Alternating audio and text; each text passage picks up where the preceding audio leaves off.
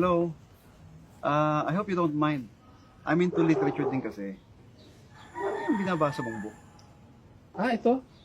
Biblia. Bible. By the way, I am Doc Mon Bernardo. Nice to meet you, Doc Mon. I'm a doctor in philosophy. I'm Sunny. Naniniwala ka ba dyan sa Bible? Oo naman. But, kayo po ba? Kasi, ba't ako maniniwala sa libro na gawa lang ng tao?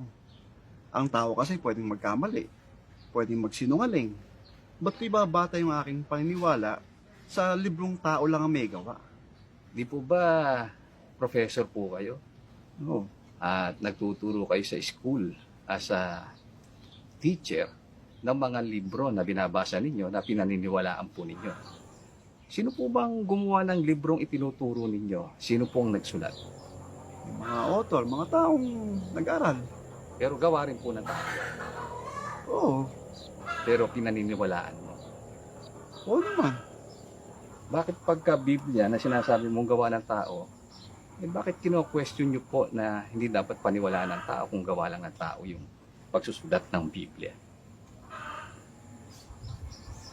And besides, kaya iniutos ng Diyos na isulat ang Biblia ng tao kasi intended na ang magbabasa ay tao.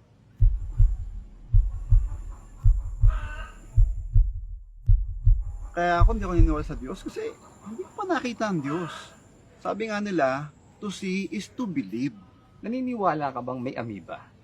Oo. Nakita mo na ba ng naked eye ang amoeba? Hindi, pero sa microscope, nakikita yun. Nung araw na hindi pa naiimbento ang microscope, nakita na ba ang amoeba? Hindi pa. Sa makatwid, noon pa na hindi pa naiimbento ang microscope, na hindi pa nakikita ng mata ng tao, may amoeba na. So maliwanag na nag-i-exist na sila noon pa kahit hindi nakikita ng mata ng tao.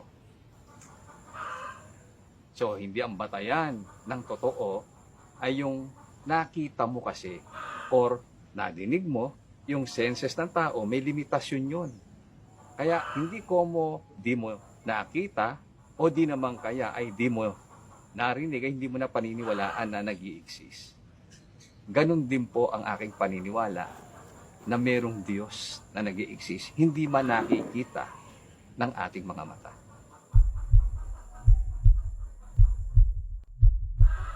Good morning, Mr. Bernardo. I have a good news for you. Meron ng donor para sa iyong heart transplant operation.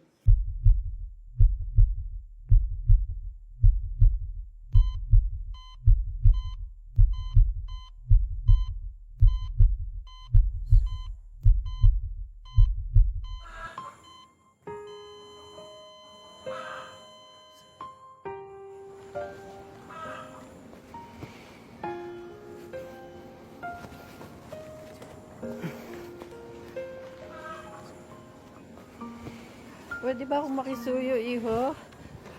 Humingi ng pabor. Sige, paano po yun? Pwede ko bang marinig ang tibok ng puso mo? Sige po.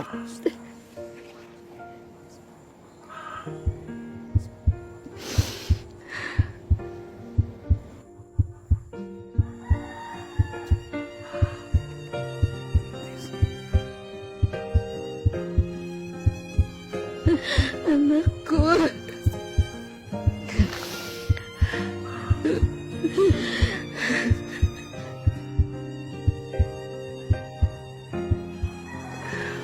May pinabibigay nga pala yung anak ko. Lakip ng puso niya. Salamat po. Salamat. Paalam.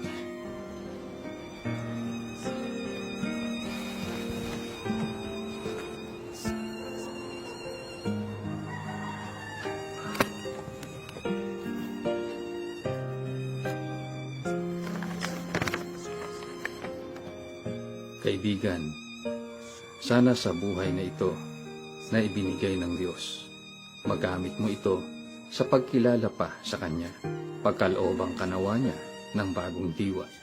Ingatan mo ang bigay niyang bagong puso sa iyo at sanayin mong makagawa ng mabuti sa lahat. upang sa paraang ito, maingatan mo ang salita ng Diyos.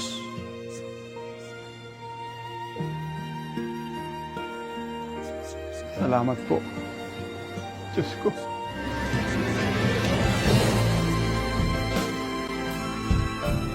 Ang mangmang ay nagsabi sa kanyang puso, walang Diyos. Sila'y nangapapahamak. Sila'y nagsigawa ng kasuklam-suklam ng mga gawa. Walang gumagawa ng mabuti. Awit 14:1. Bibigyan ko rin naman kayo ng bagong puso at lalagyan ko ang loob ninyo ng bagong diwa at aking aalisin ang batong puso sa inyong katawan at aking bibigyan kayo ng pusong laman. Ezekiel 36:26.